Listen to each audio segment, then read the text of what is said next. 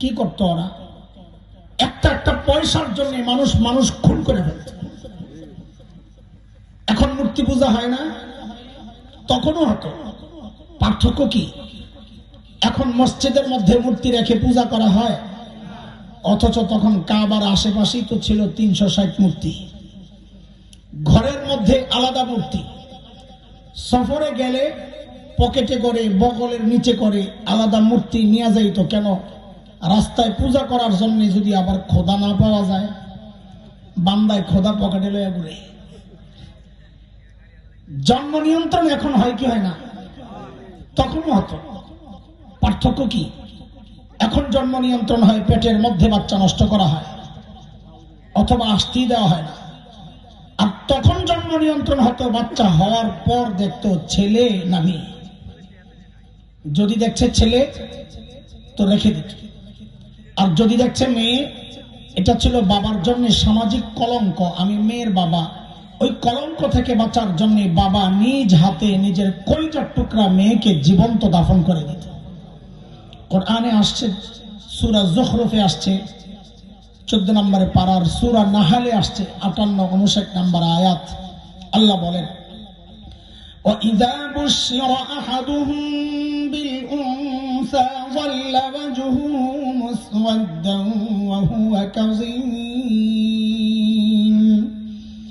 يَتَوَارَى مِنَ الْقَوْمِ مِنْ سُوءِ مَا بُشِّرَ بِهِ أَيُمْسِكُهُ عَلَى هُونٍ أَمْ يَدُسُّهُ فِي التُّرَابِ أَلَا سَاءَ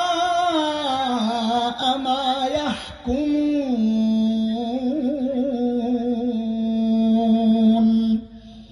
এই ছিল আরবের সামাজিক অবস্থা। খুব মনোযোগ, ধীরে ধীরে মূল বিষয়ে ঢুকবো ইনশাআল্লাহ।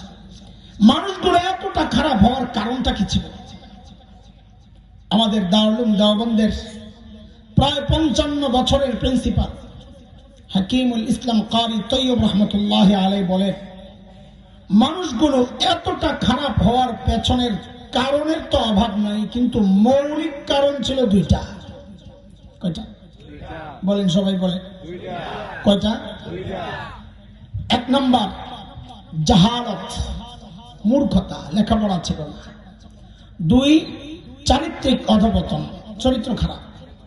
দেখেন, এই দুইটা সমস্যা এতটা ভয়ঙ্কর, মারাত্মক সমস্যা, একটাও যদি কারোর মধ্যে থাকে সেও অপরাধ করে। যেমন একজন ইঞ্জিনিয়ার, সে শিক্ষিত না মূর্খ?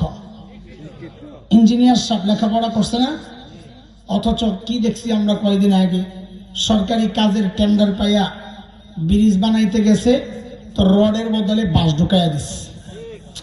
শুনেন নাই? আচ্ছা, ও জানতো না এখানে রড ঢুকাইতে হয়? জানতো না, লেখাপড়া করছে না, তো বাঁশ কেন ঢুকাইছে? চরিত্র খারাপ। তাহলে মৌলিক সমস্যা কয়টা? বলেন মাথায় রাখেন কথাগুলো। কিয়ামত পর্যন্ত এই সমাজের যত সমস্যা আসবে, সমস্ত সমস্যার পেছনের মৌলিক কারণ এই দুইটাই। হয় চারিত্রিক সমস্যা, অথবা খবর নিয়ে দেখবেন দ্বীনি শিক্ষা নাই। সমস্যা কয়টা? এই মৌলিক 2 সমস্যা ঠিক করার জন্য, মোকাবেলার জন্য, সংশোধনের জন্য আল্লাহ সুবহানাহু ওয়া তাআলা সর্বশ্রেষ্ঠ রাসূল সাল্লাল্লাহু আলাইহি ওয়াসাল্লামকে মৌলিক 2টা সমাধান দিয়ে আল্লাহ দুনিয়ায় পাঠায়া দিয়েছেন। তো বলেন আবার, সমস্যা কয়টা? সমাধান 2টা। বলেন বারবার বলেন, সমস্যা কয়টা? সমাধান। আবার বলেন, সমস্যা কয়টা? সমাধান। আবারও জিনিসটা